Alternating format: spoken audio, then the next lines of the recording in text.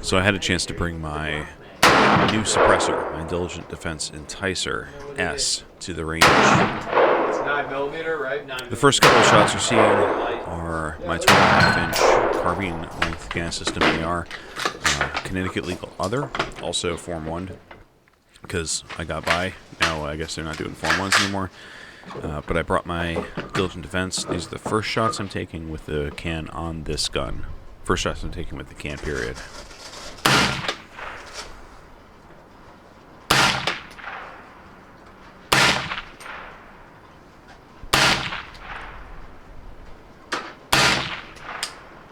I was really happy with the suppression at this point.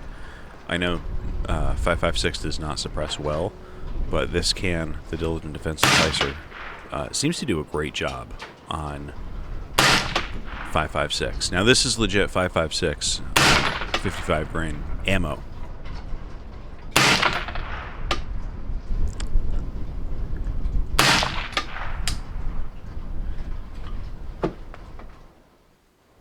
I took the can off.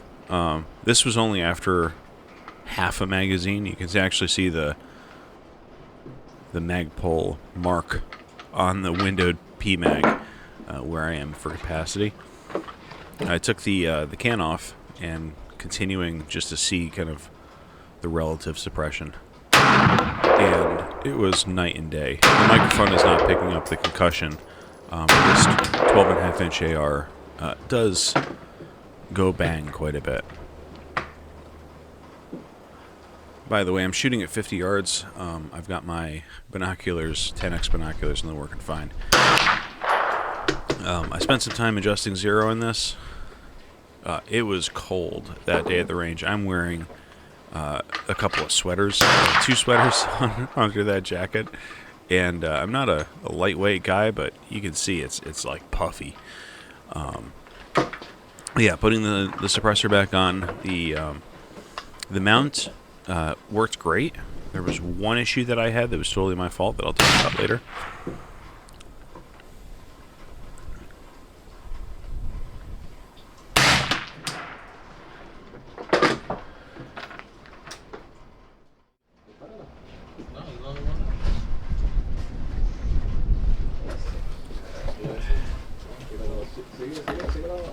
Okay, so this is my rifle length AR-15, 20-inch barrel, rifle length gas system, A1 stock and buffer. This gun is a little quieter than the 12.5. It puts the sound of the barrel further, away from your face, which is nice.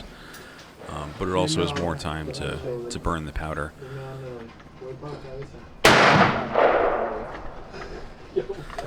I wanted to see how well this would suppress, so I'm not probably going to run this suppressed often. I wasn't planning on it until I got my first shots out of this, but you'll see how the sound out of this thing, it is kind of movie quiet.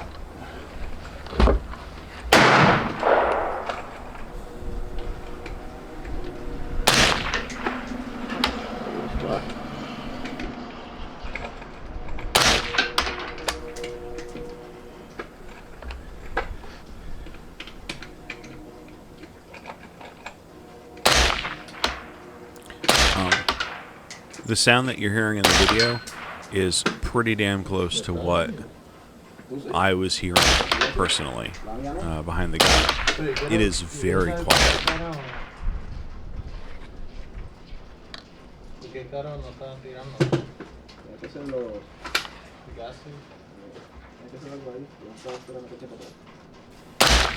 Porque lo hizo en el principio. He did it for the first time. So here's an issue that I start to have. Watch this. I start to pull off that suppressor and I fade out of here. What you saw was the spinning of the muzzle device, the flash hider, on the gun stuck inside the suppressor. The suppressor wasn't on there super tight, but it was enough to break free the rock set on the muzzle device, which is totally my fault. I did not torque down the flash hider enough, and I was doing that because I was trying to time the flash hider, and I didn't want to add another spacer. So that's my fault. I'm gonna redo that today, actually. So I got a wrench. I pulled the flash hider out of the suppressor. Was not a big deal. It took all of 3 minutes maybe, and most of that was locating a pair of vice grips.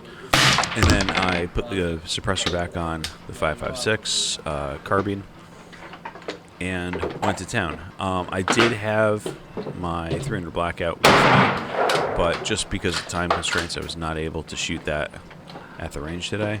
I really cranked it down there, and it's getting hot to the point where I cannot remove the suppressor. So I'm just going to keep going. I'm like, what the hell? Let's just finish up. You know, I only had like 15 more minutes before they called a ceasefire. And I wanted to do some more testing. Testing mostly for function and ejection. So what I'm shooting now is Wolf. You can actually see the box of it up there. Wolf 223 steel case. And it's ejecting just forward of 3 o'clock. I'm about at the 3 o'clock position. Your ejection in an AR-15, if it ejects forward of the 3 o'clock between like 1 and 2 o'clock, you're kind of overgassed. 3 o'clock is like perfectly gassed, and 4 or 5 o'clock is undergassed. What's happening is the shell, as it's coming back, the casing as it's coming back out of the ejection port, is hitting the deflector on the side of the gun, and it's either bouncing it forward or it's coming out slowly and it's just missing it entirely. I was slightly overgassed with 5.56, but because I want to be able to run 223 out of all of my guns, weak 223, that's where I roll. Okay, anyway, this is first impressions on this can. I love it. I'll see you guys in the next video.